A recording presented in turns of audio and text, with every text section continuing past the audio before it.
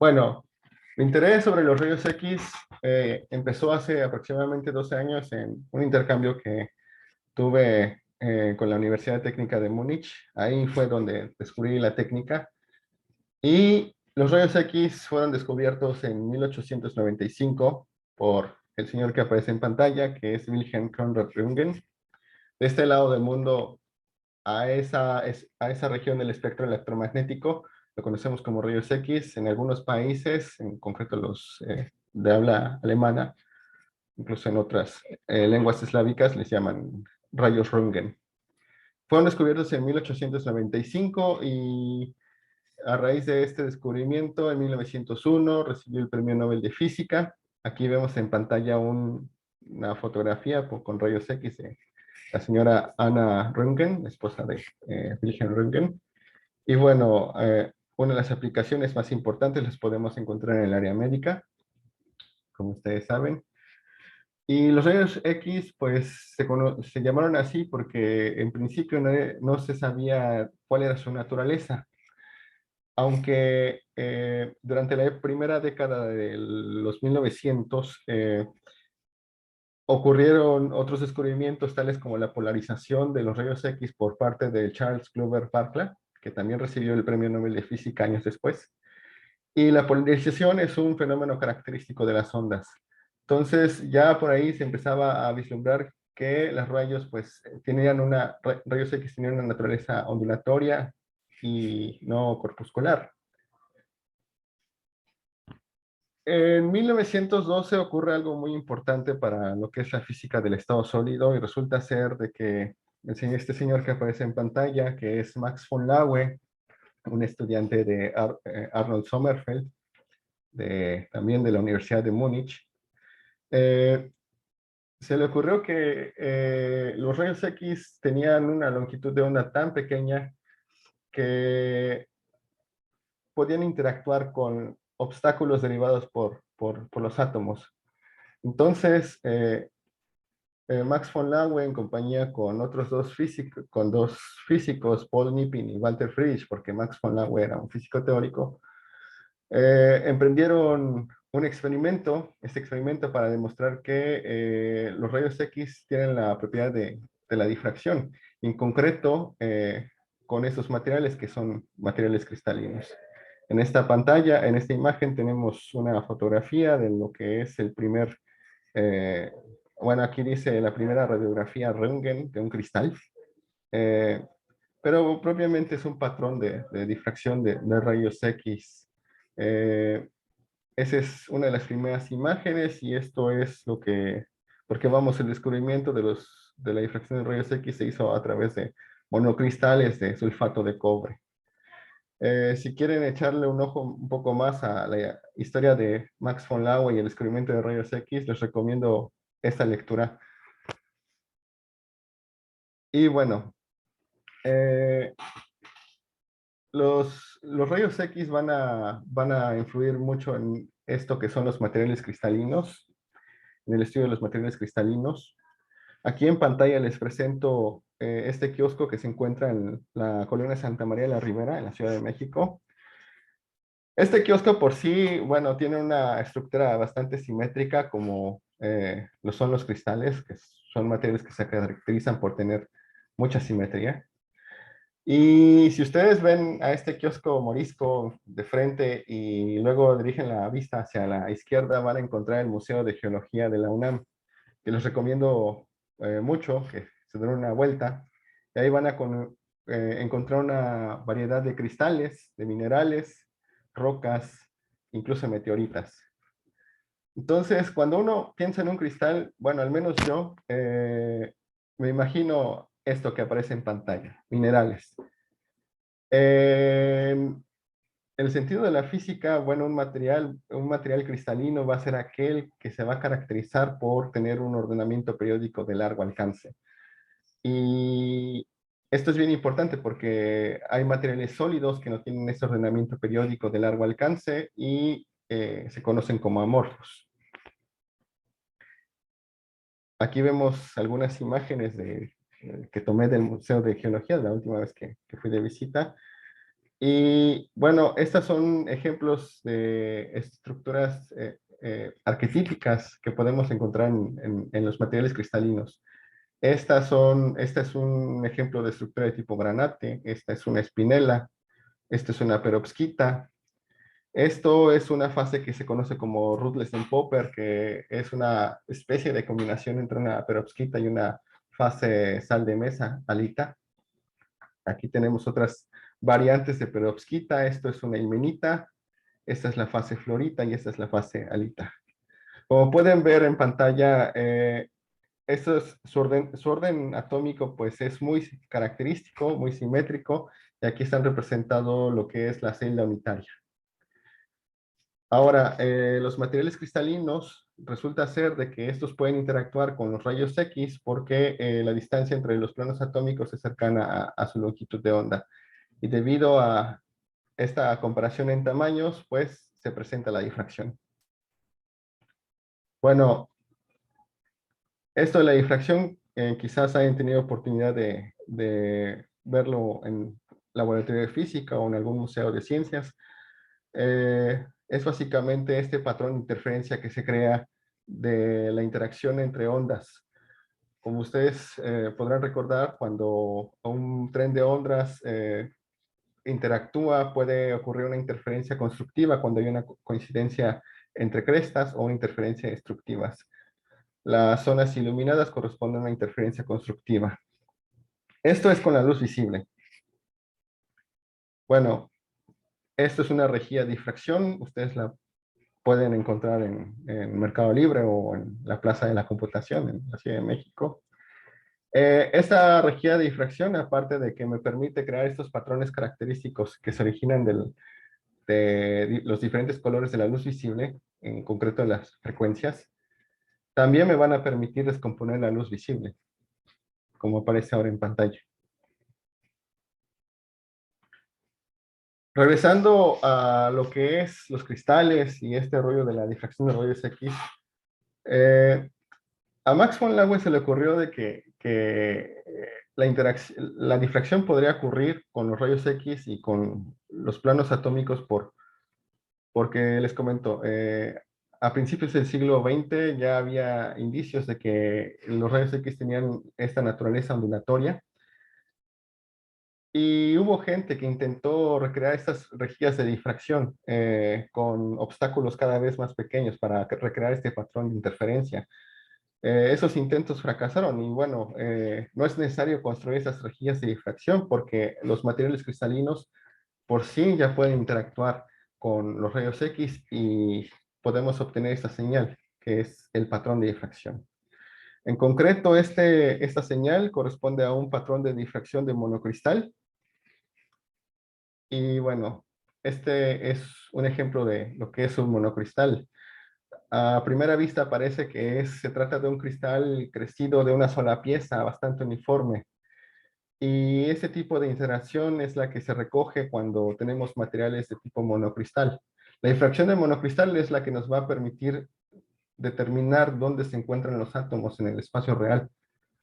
Y aquí resulta ser de que una de las primeras conclusiones que se puede sacar es que esto que observamos, esta señal que es el patrón de interferencia, el patrón de difracción, corresponde a lo que se conoce como el espacio recíproco. Y este espacio recíproco es lo que podemos observar.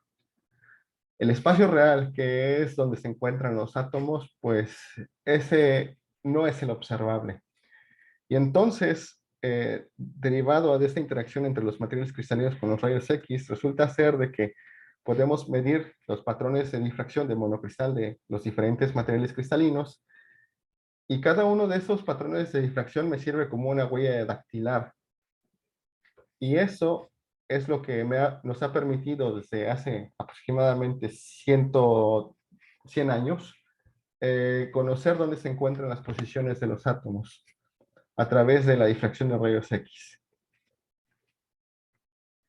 Sin embargo, la variante quizás más conocida de la difracción de rayos X es la de polvo, así es que muchas veces no es posible crecer un monocristal. Lo que pasa con la difracción de polvos es que en lugar de tener esa señal esa señal que aparece en pantalla, muy definida, que corresponde a diferentes planos atómicos del espacio recíproco. Tengo esto que son anillos concéntricos, y esto es básicamente la interacción de los rayos X con cristales diminutos de tamaño nanométrico o micrométrico. Estos anillos concéntricos, pues es lo que se recoge en un experimento de difracción de polvos. Tengo entendido que anteriormente se hacían estas cintas. Yo me tocó verlo. Yo me tocó verlo ya que la difracción de polvo se recoge a través de esa señal electrónica, pero cada una de esas reflexiones o picos corresponde a uno de estos anillos concéntricos. Y bueno, aquí en pantalla aparecen dos tipos de difractómetros de rayos X. Uno que es el de monocristal y otro que es el de polvos. Cuando uno tiene un material nuevo cuya estructura cristalina no se ha determinado, eh, pues se necesita el monocristal de esa nueva sustancia. Y ese monocristal es lo que nos da la llave a recoger esa señal, el espacio recíproco, medido en una orientación. Y a través de este espacio recíproco se puede reconstruir las posiciones de los átomos. En un difractómetro de polvos se enfoca más al análisis cualitativo y cuantitativo de las muestras. Y para ello es necesario trabajar con fases o materiales cristalinos ya reportados. Bueno, estos son ejemplos de patrones de difracción de polvos para este material, que es un MOF, que se conoce como HCUST. Tengo entendido que es cobre. Y aquí lo que les quiero presentar es que, bueno, se trata de un patrón de difracción del mismo material, pero medido con eh, rayos X de diferente origen. Aquí tenemos la radiación de cobre, característica de cobre, un patrón de difracción medido con radiación de cobre que tiene una longitud de onda de 2,5 angstroms. Lo más convencional, lo que quizás han ustedes visto, es que los patrones de difracción, los difractómetros de polvos tienen un tubo de cobre. La radiación característica en la longitud de onda de esa radiación es de 1,5406 angstroms. Y bueno, cuando tenemos macromoléculas, como es el caso de muchos MOFs o, eh, o algunas otras macromoléculas, conviene más medir estos materiales con longitudes de ondas más cortas. Y una de ellas es el molibdeno, que tiene una longitud de onda de 0,7 angstroms. Aquí lo que uno puede ver es que bueno, el tamaño de la longitud de onda va disminuyendo conforme el número atómico aumenta, y eso nos permite recoger más señales del espacio recíproco. Eh, para explicar dónde aparecen estas señales, bueno, cuál es la relación que hay entre estas reflexiones y los planos atómicos responsables de las mismas, tenemos esto que es la teoría geométrica de la difracción, o lo que se conoce como ley de Bragg, que es esta relación donde tenemos el orden de difracción, la longitud de onda de los rayos X, la distancia entre los planos de átomos de ese material, caracterizado por una familia HKL que corresponde a los índices de Miller, y el ángulo de difracción. Eh, del despeje, bueno, podemos encontrar de que hay una relación proporcional entre la longitud de onda y el seno del ángulo, o sea, a menores longitudes de onda uno puede recoger más información del espacio recíproco. Y una relación inversamente proporcional entre la distancia y el ángulo, es decir, los ángulos que están más pegados a valores cercanos a cero corresponden a distancias interplanares más grandes. Y bueno, parte de mi quehacer cotidiano es trabajar con esto que es el método de Rydberg. Muchas veces las personas se me han acercado para saber si con el método de Rydberg uno puede determinar una estructura cristalina, y la respuesta que les doy es no. El método de Rydberg sirve cuando uno está trabajando con una fase cuya estructura cristalina ya fue reportada. De hecho, el método Rydberg, lo vamos a ver más adelante, es la última instancia de ese proceso de determinación de la estructura cristalina. Bueno, pero el método Rydberg, ¿qué es? El método Rydberg es básicamente un método de mínimos cuadrados. Tenemos una función objetivo que es esta, que aparece en pantalla. Las reflexiones observadas y las reflexiones calculadas. Se toma el error cuadrático promedio de estas, sopesadas por la intensidad de cada uno de sus picos. Y la reflexión observada está, vamos, se calcula a partir de una serie de términos y factores que corresponden a esta fórmula. Tenemos una señal de fondo y tenemos un factor de escalamiento para las diferentes fases que están presentes en nuestra muestra cristalina. Ese factor de este término corresponde a los índices de Miller que satisfacen en la condición de Bragg, los factores estructuras de la reflexión de Bragg. Este término corresponde a factores ópticos del equipo propiamente, el perfil de la reflexión, se puede modelar también orientación preferencial, etcétera.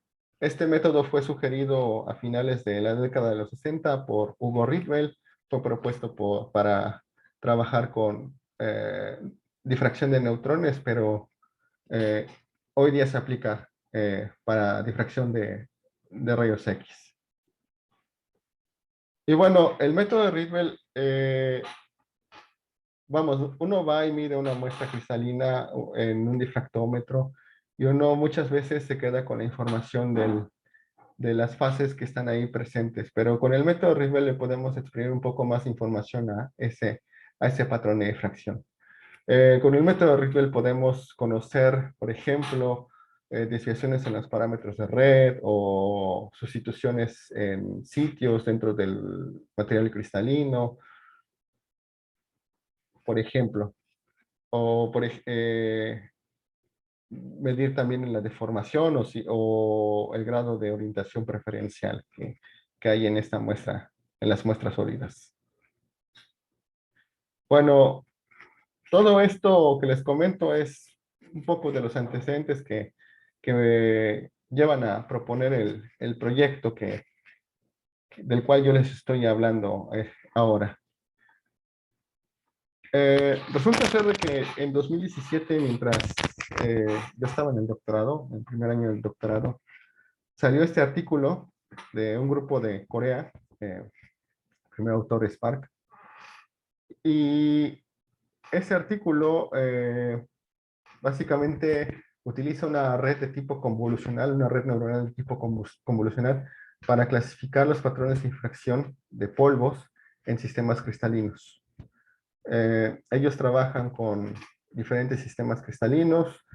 En el paper obtienen una precisión en la clasificación del 95%, aunque bueno, no hay un desglose de cuánto es la precisión para cada uno de los sistemas cristalinos. Esta metodología, que ellos la publicaron por primera vez en 2017, ha sido validada eh, por otros 4 artículos que han salido en el transcurso de los años, pero la idea de Park y de los coautores es que podemos usar esta información que recogemos en un patrón de difracción de polvos para mapearlos a otras propiedades. Aquí básicamente la idea es usar el espacio recíproco que recogemos en un experimento de difracción de rayos X de polvos y usar esa información recogida en un difractograma como dato de entrada. Para la gente que se dedica a física del estado sólido, no es extraño que muchas de las propiedades electrónicas se expliquen a través del espacio recíproco.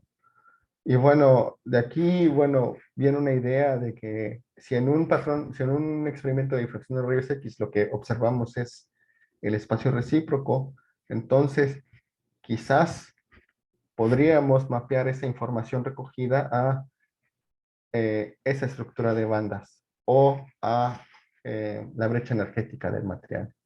Y ese fue el pretexto que en parte dio lugar a este proyecto. Esto de usar el espacio recíproco como dato de entrada, pues da lugar a uno a explorar materiales cristalinos computacionalmente como se ha hecho en los últimos 10 años, lo que la gente ha hecho normalmente cuando trabaja con algoritmos de Machine Learning es construir descriptores basados en las posiciones de los átomos en el espacio real y con esos descriptores, pues a través de una red neuronal, por ejemplo, pueden determinar brechas energéticas o módulos de Young o energías de formación, ¿no? Esa idea pues, ya existe, hay varios artículos al respecto, pero a mí lo que me interesa es en algún momento que quien tenga una muestra una muestra sólida y que vaya a medirla al difractómetro, pues tenga uno, una estimación de la brecha energética y dos, la estructura de bandas.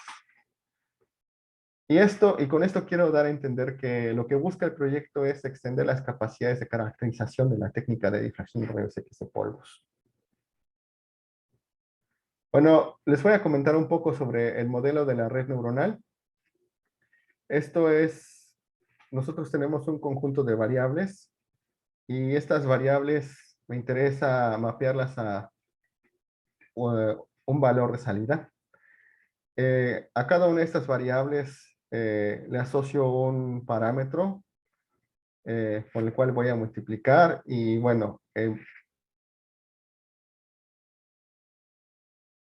me va a regresar el valor de salida.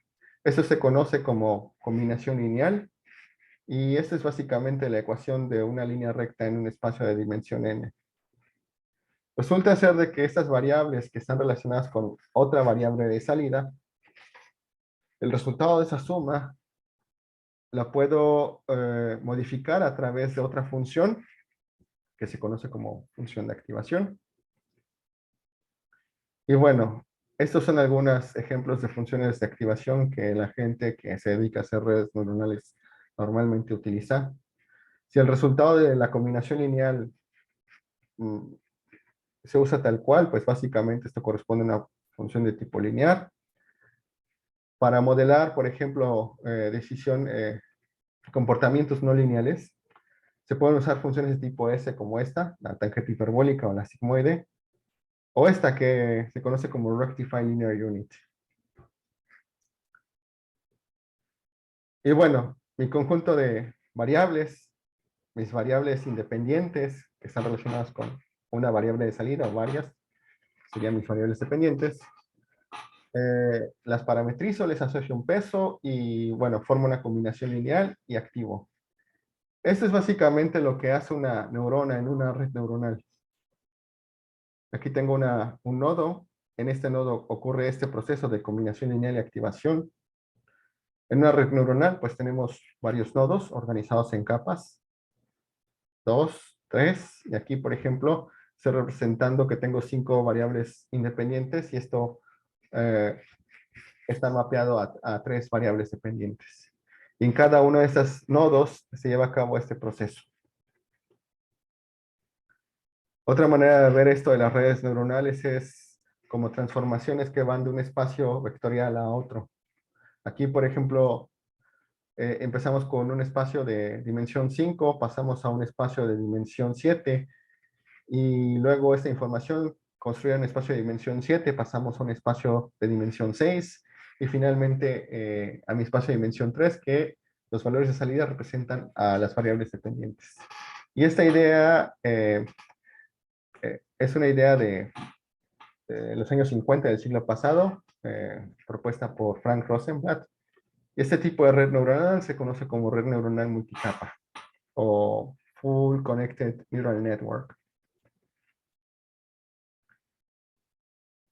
La maravilla de los algoritmos de Machine Learning es que uno tiene un conjunto de datos. Estos datos contienen las variables independientes y las variables dependientes. Y yo no tengo que decirle explícitamente al programa cómo es la relación en esas variables entre esas variables independientes con la variable dependiente. Eso se logra a través de un proceso de optimización. Y bueno, algoritmos para optimizar hay desde aquellos que utilizan la primera derivada, aquellos que usan la segunda derivada, el Hessiano, y algoritmos de optimización global que nos permiten evitar caer en mínimos locales. Las bibliotecas para hacer deep learning, los algoritmos de optimización, muchos de ellos están basados en lo que es métodos de primer orden, en gradiente descendente y variantes de estas. Y bueno, en todos estos algoritmos lo que se trata es mapear mis variables independientes a mi variable dependiente, y para ello voy a utilizar una función de optimización, una función objetivo. En el caso de la regresión, pues la función objetivo es el error cuadrático promedio. En el caso de clasificación tenemos lo que se conoce como la entropía cruzada. Bueno, la idea es usar el espacio recíproco que se mide en un difractómetro y alimentarlo a una red neuronal. Esta señal que se recoge en un difractómetro, que tiene una ventana de, por ejemplo, de 3 a 110 grados en 2θ o lo que sea, esta señal corresponde a una imagen, podemos pensarla una imagen unidimensional. Aquí el tamaño de esta imagen unidimensional va a depender de la ventana en la cual estemos midiendo ese espacio recíproco y también del muestreo o del step size. Aquí, por ejemplo, partimos de un valor de 2θ de 3 grados hasta un valor de 110 grados con un muestreo aproximadamente de 2 centésimas. Y usando esta ventana y este muestreo, uno obtiene un vector o una imagen unidimensional de 5200 dimensiones.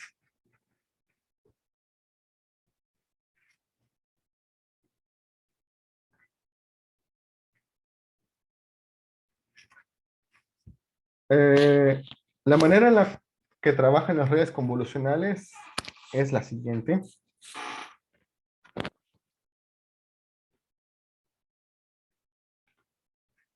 Ahí está. Entonces, aquí tengo mi patrón de difracción original. Y en una red convolucional uno define una serie de filtros. Aquí en pantalla aparece uno de esos filtros de un tamaño 3. Y estos valores que en verde son valores ficticios que se tienen que encontrar a través de un algoritmo de optimización. Entonces lo que pasa es que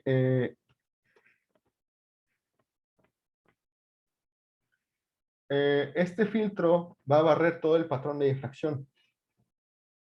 Y este filtro me sirve para hacer el producto punto, la combinación lineal que les comentaba en lo que son las redes neuronales multicapa. Aquí se tiene el resultado de esa combinación lineal con rasgos, con descriptores próximos definidos por el tamaño de ese filtro. Y luego lo que se hace es la activación con la función de tipo ReLU. Y bueno, aquí podemos ver, por ejemplo, que este valor que es negativo, en el caso de una ReLU, pues se convierte en cero, y ese también es la característica de una función de tipo ReLU. Los valores positivos son los que pasan tal cual y los negativos simplemente se igualan a cero.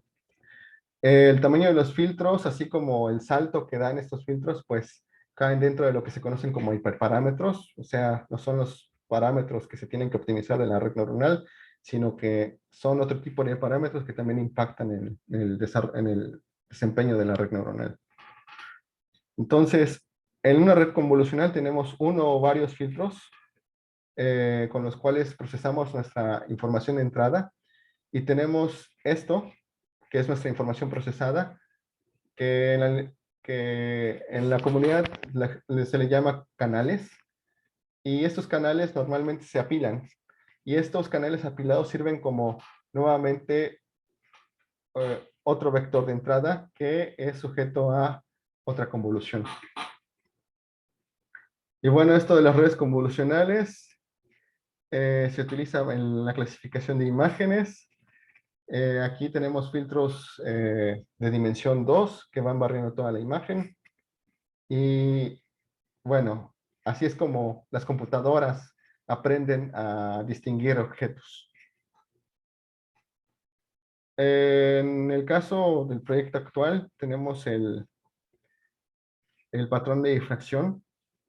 Esto es procesado a través de una convolución, como las que le presenté en el video recién mostrado. Y tenemos una serie de artefactos que nos permiten mejorar nuestro modelo. Aquí tenemos algo que se llama batch normalization, que es básicamente un artefacto que me permite mantener que los rasgos obtenidos después de la convolución tengan una distribución de tipo normal. Y eso va a impactar en que el aprendizaje de la red neuronal se obtenga en menores iteraciones, y también me va a ayudar a disminuir algo que se conoce como overfitting o sobreajuste. Bueno, tenemos la convolución, esta normalización, la activación, ese proceso se repite. Esto es lo que se conoce como camino principal, y resulta ser de que este bloque, al final de todo este proceso, mi información de entrada la proceso en un camino secundario que se conoce como camino secundario, pero todo este artefacto es lo que se conoce como bloque residual.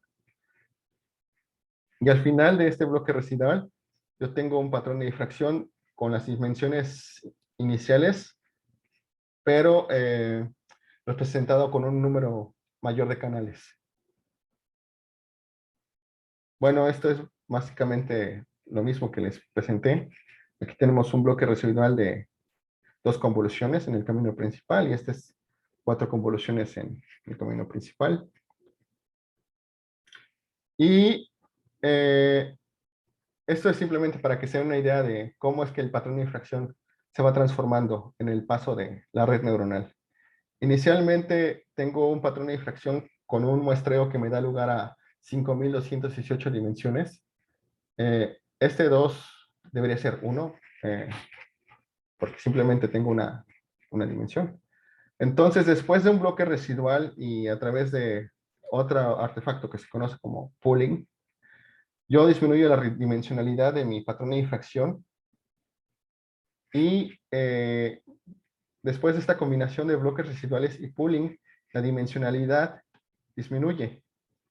Aquí, por ejemplo, partimos con un patrón de infracción de 5218 dimensiones, y en la última secuencia tenemos un patrón de infracción con un muestreo de 5, pero hemos ganado información en el número de canales. Y esta información es la que se alimenta a una red de tipo perceptrón multicapas. Bueno, a continuación les voy a mostrar cómo es que una red convolucional transforma esta información de entrada. Tenemos eh, este patrón de difracción que corresponde a este compuesto orgánico, que es un compuesto orgánico, vamos, es un cocristal. Tenemos oxalatos y tenemos algo que se conoce como pipiridinos, y estas dos unidades forman esta red. Entonces, este es el patrón de difracción y este es el ordenamiento atómico que da lugar a esta señal.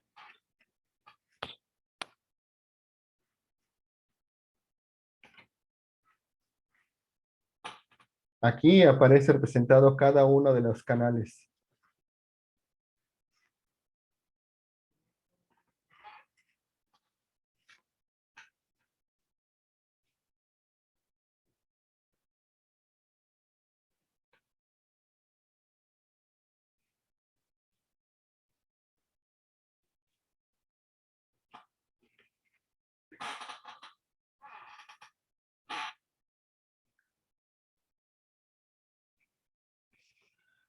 Y esto, la repercusión importante de todo este proceso es que al final, después de cada bloque residual, yo tengo otros descriptores que me pueden servir para construir otros modelos, como por ejemplo uno en el cual buscamos estimar las posiciones de los átomos.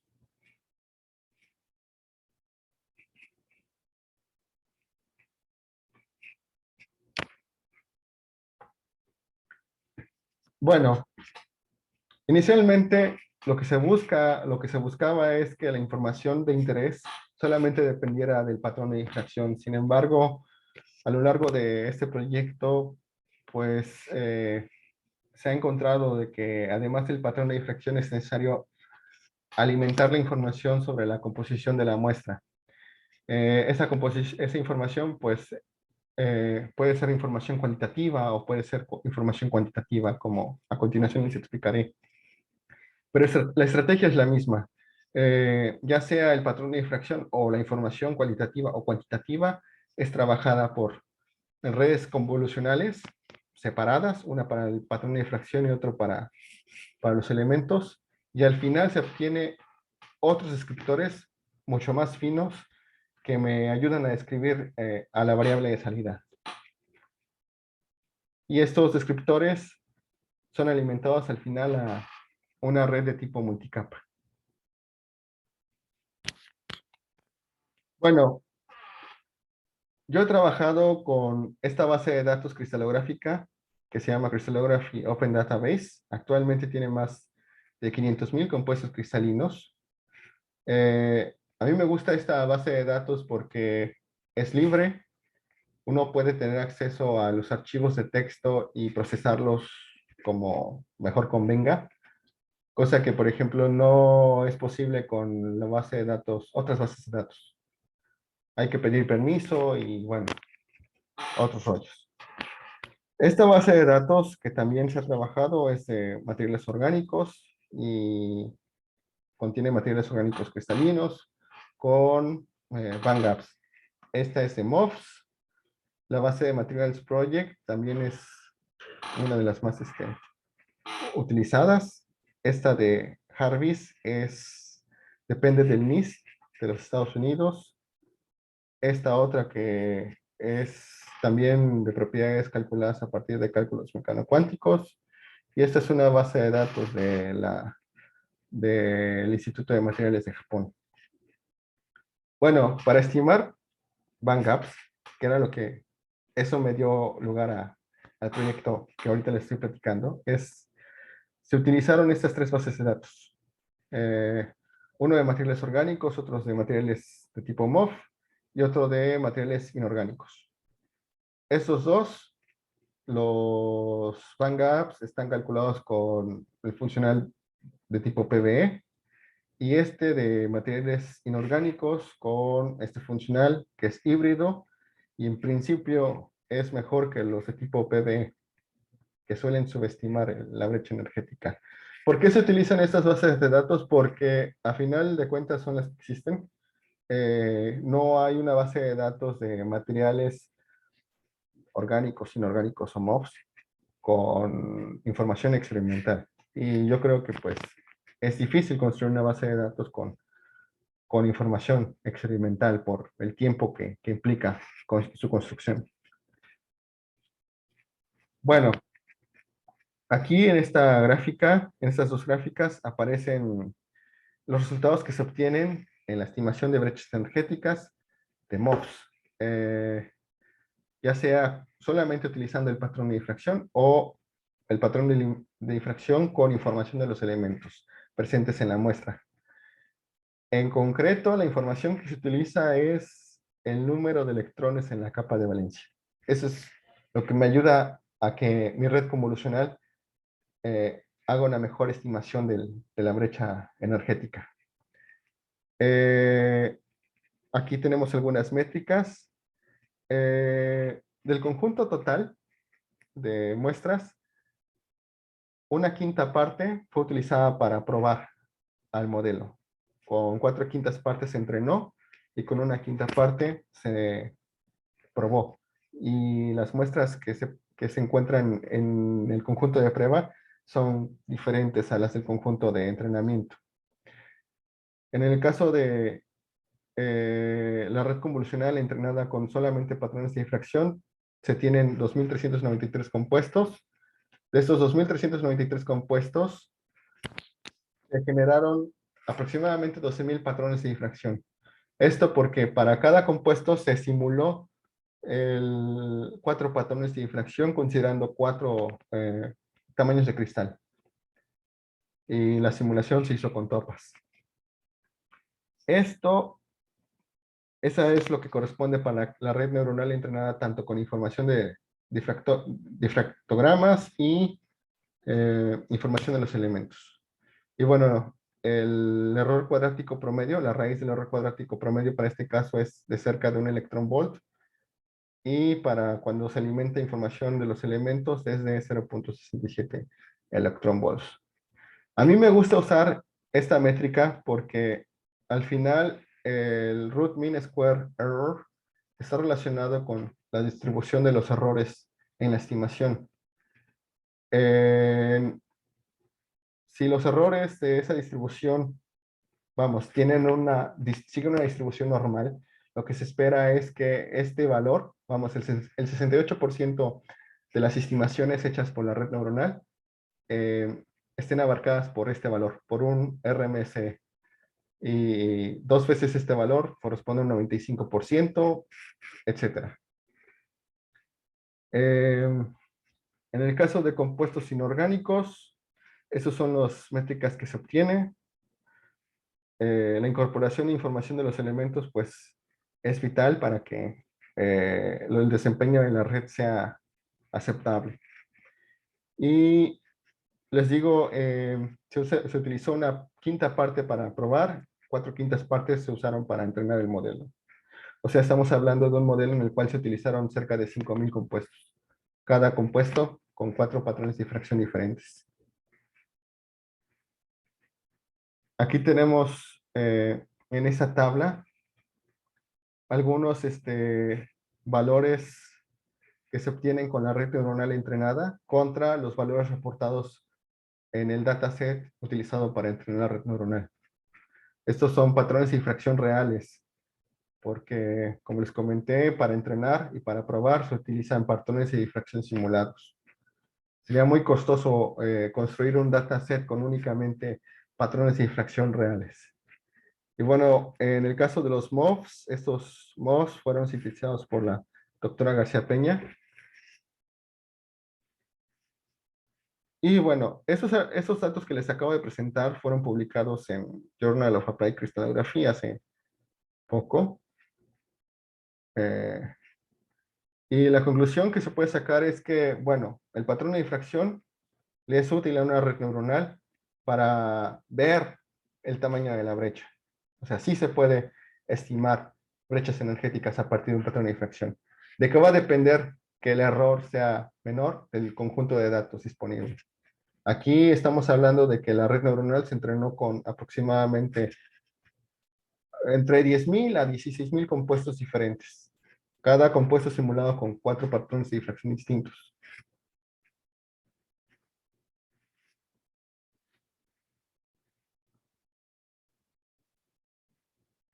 Este es un resultado, estos son resultados de un modelo de compuestos inorgánicos revisado.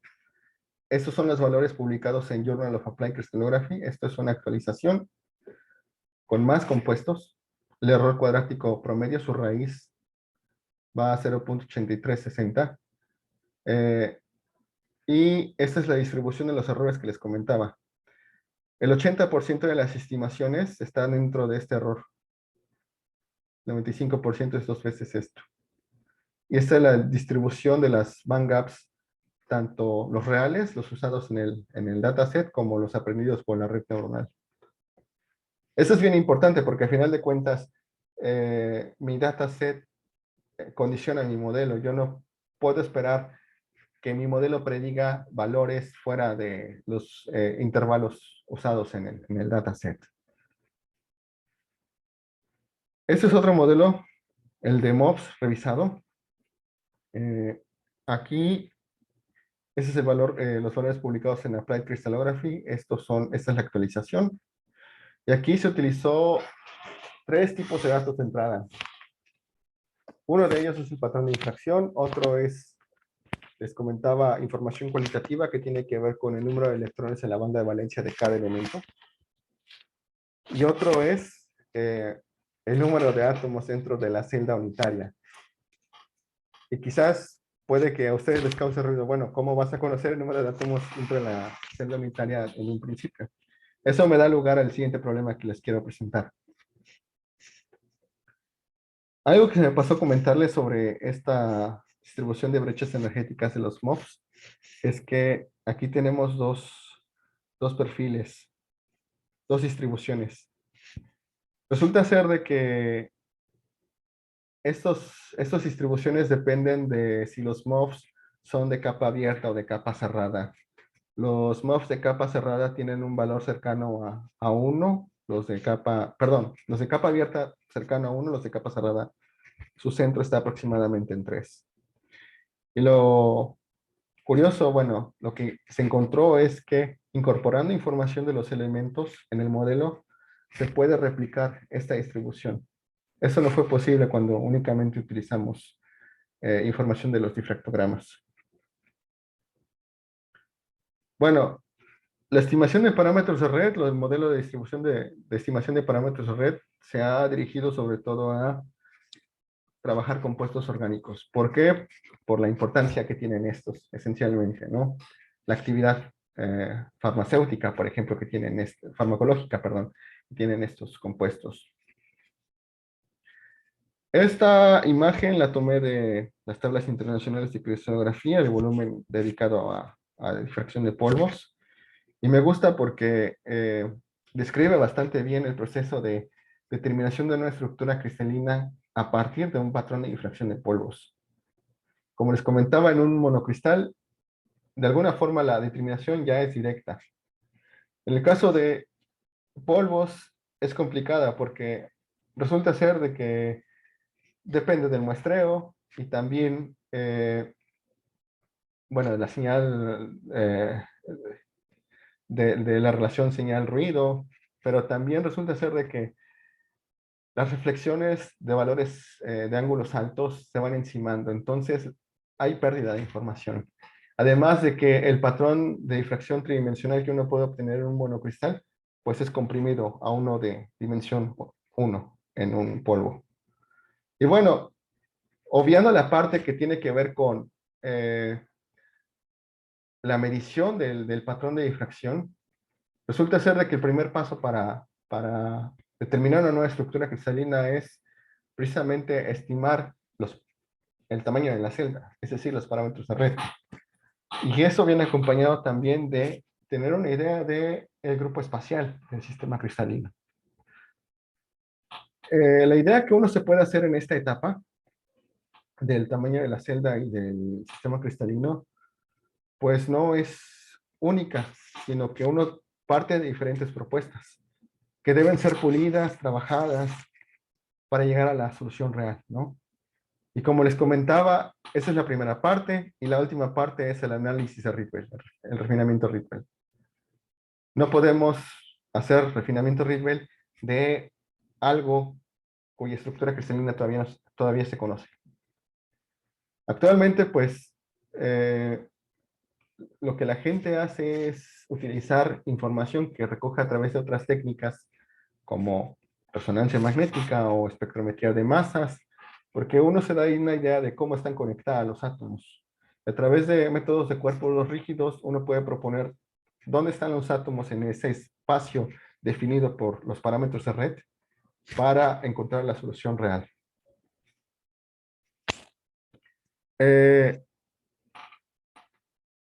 Bueno, les presento dos colecciones de compuestos orgánicos, uno de 12.000 compuestos y otro de 92.000 compuestos. ¿Por qué 92.000 compuestos? Porque originalmente tenía 110.000 compuestos, pero después de curar la base de datos me quedé con 92.000 compuestos. Como queremos un modelo que estime parámetros de red, que esencialmente son 6, 3 vectores unitarios y 3 ángulos, se estableció como restricción que al menos tuvieran 6 picos con intensidad relativa mayor a 5. Y esta es la distribución de los picos. Aquí tenemos la distribución de los sistemas cristalinos. Son compuestos orgánicos. Se espera que muchos de ellos sean de baja simetría. Y bueno, Estos son las estimaciones que se obtienen con una red neuronal que trabaja únicamente con patrones de difracción. Tenemos los valores estimados contra los reales. Abajo vienen los errores, tanto la raíz del error cuadrático promedio como el error porcentual. Y bueno, la primera sorpresa que me llevé es que aumentar el número de datos, pues, complicaba más el modelo. Aquí tengo un modelo de 12.000, entrenado con 12.000 compuestos, eh, 4/5 partes para entrenamiento y 1/5 parte para prueba. Y bueno, cuando uno incrementa el número de datos, pues se esperaría que el modelo tuviera un mejor desempeño. No fue el caso. Y parte de la explicación que le doy a esto es que tiene que ver con el número de átomos dentro de la celda unitaria. Aquí tengo la distribución de compuestos en función del número de átomos en la celda unitaria para mi colección de 92.000 compuestos orgánicos y este es para mi colección de 12.000 compuestos orgánicos. El valor promedio y la distribución estándar son estos que aparecen en esta tabla. Y bueno, se complica. Definitivamente lo que obtengo en este modelo no lo puedo utilizar con compuestos de esta distribución. Analizando un poco más la colección de 92.000 compuestos orgánicos, lo que se encontró es que esta distribución en función del número de unidades fórmula. Resulta ser de que los compuestos orgánicos, muchos de ellos tienen 4 veces la unidad fórmula, casi el 50%, 2 veces la unidad fórmula, un 34%, un 6% una unidad fórmula, un 8%, 8 unidades fórmulas, y el resto es un 1.3%. O sea, la distribución de compuestos en términos de unidades fórmula no es normal, sino es una distribución discreta, como la que aparece en pantalla. Y esta distribución se construyó a partir de 92.000 compuestos tomados de cristalografía Open Database. O sea, no es una muestra pequeña. Y esto se espera que se presente para el resto de compuestos orgánicos. Aquí vemos cómo el promedio de las unidades fórmulas va disminuyendo conforme el número de átomos en la fórmula. Y bueno, una manera que se ha encontrado para mejorar estos modelos es a través de una representación binaria de la distribución de átomos que están dentro de la celda unitaria. Aquí tengo un compuesto orgánico. Este compuesto orgánico, los átomos que están dentro de la celda unitaria se representan en un numeral binario. Y este número binario me sirve para construir un vector de entrada. Ahora ya no usamos los electrones en la capa de valencia, sino esta construcción basada en una representación en binario. Y definitivamente las estimaciones mejoran. Este es el volumen. Ahorita les voy a comentar rápidamente qué pasa con el volumen.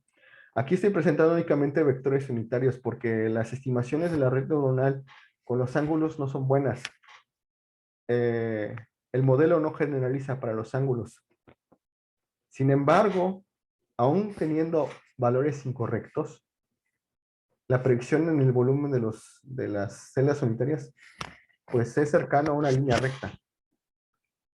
Incluso si uno partiera de la suposición que el sistema es ortogonal, esta distribución que se obtiene, en el caso de los volúmenes, es prácticamente nula. Bueno, este es para el mejor modelo de 92.000 compuestos orgánicos. Los valores que se obtienen con la hipótesis nula, el volumen se va a 70% de error. Con solo los patrones de difracción, el promedio de la estimación de los vectores unitarios es de 11%, de los ángulos del 7%, y del volumen es del 26.83%. E incorporando información del patrón de difracción con la distribución de átomos dentro de la celda unitaria, los errores están del 5%. Bueno, naturalmente uno no sabe cuántas unidades fórmula hay dentro de la celda unitaria del compuesto que desconocemos. Entonces, aquí lo que toca es proponer diferentes números de unidades fórmula. Y eso es, computacionalmente hablando, es baratísimo y es rapidísimo. La red neuronal, uno propone diferentes átomos dentro de la celda unitaria y las predicciones dadas por la red neuronal, básicamente las validamos con algunos de los métodos que ya existen para estimar parámetros de red. En concreto, yo he trabajado con un método que se llama LP Search, que se basa en un método de Pauli con Monte Carlo. Y para este compuesto, que es el tetracianoquinodimetano, que apareció hace algunas diapositivas,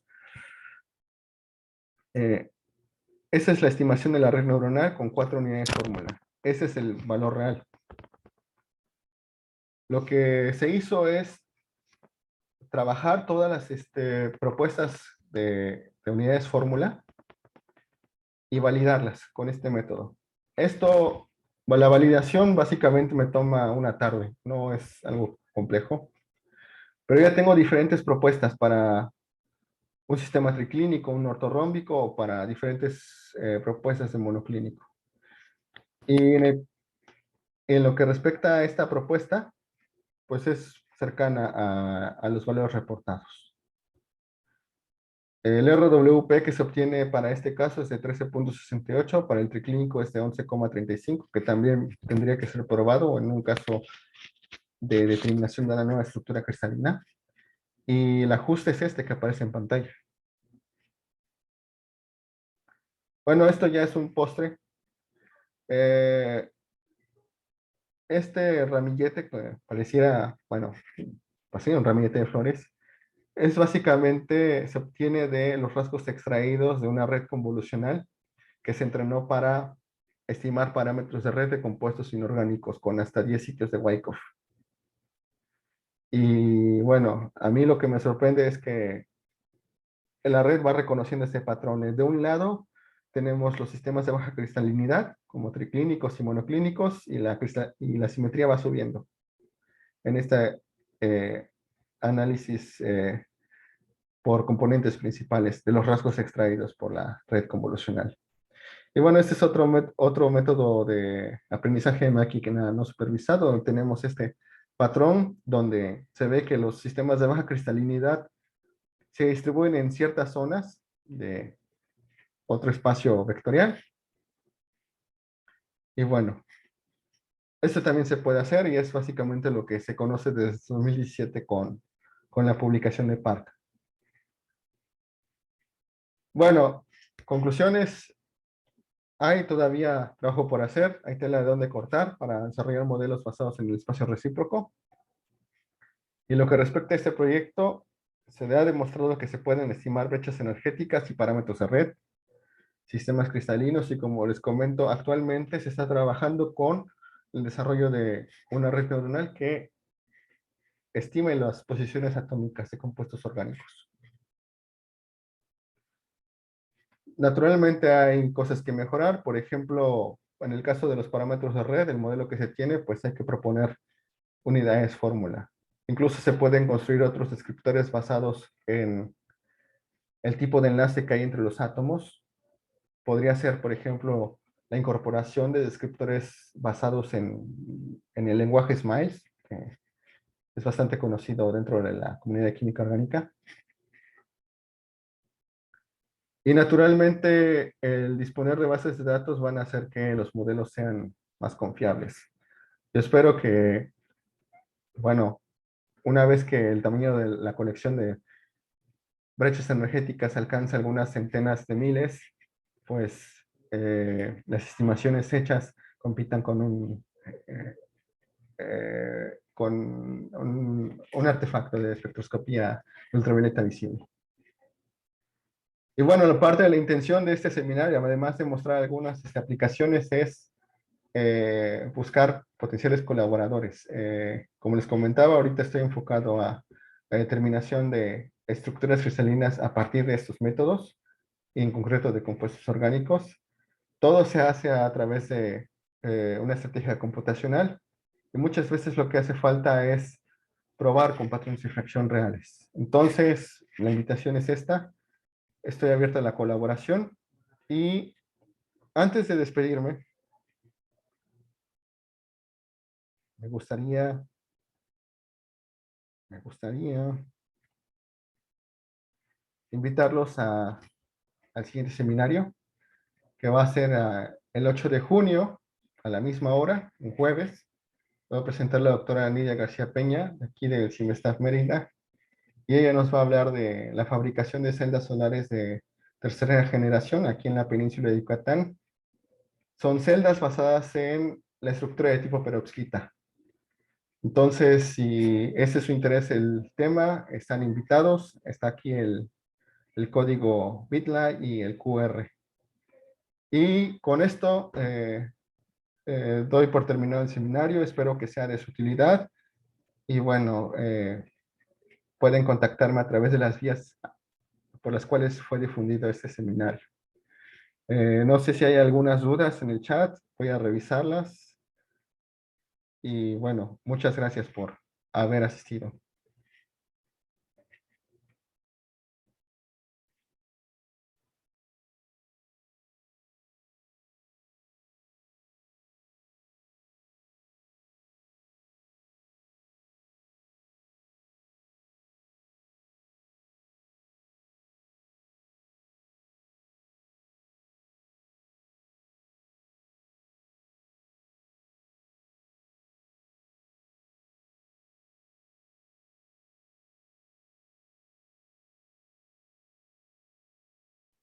Aquí en el chat preguntan cómo planea estimar las presiones de los bordes de la banda de valencia de conducción.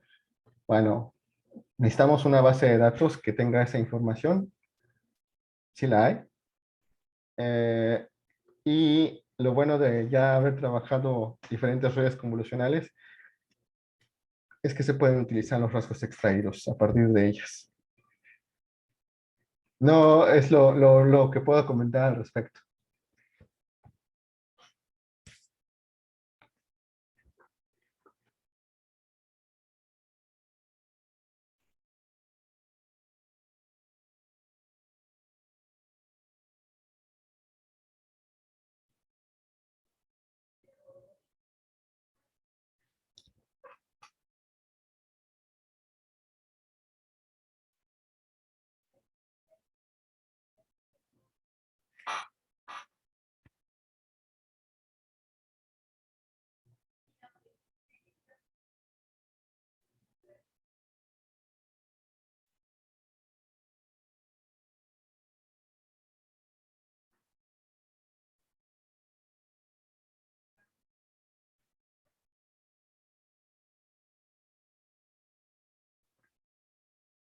Sí, voy a escribirlos en el chat. Ustedes me pueden encontrar, bueno,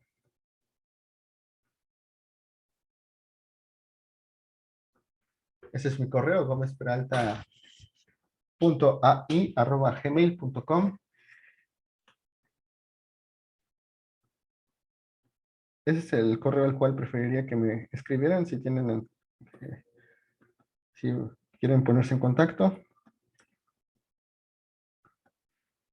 O también mi correo institucional es ivan.gomez@simvestab.mx, aunque a veces llega a haber fallas con ello.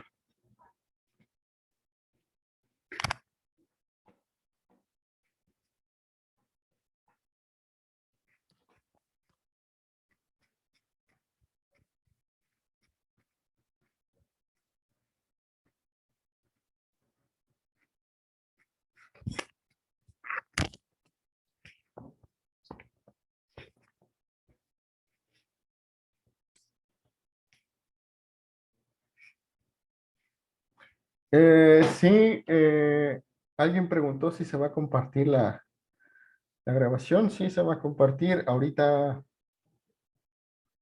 creo tengo entendido que está transmitiéndose por Facebook Live. Se va a subir a YouTube en el canal que que aparece en el flyer de este evento.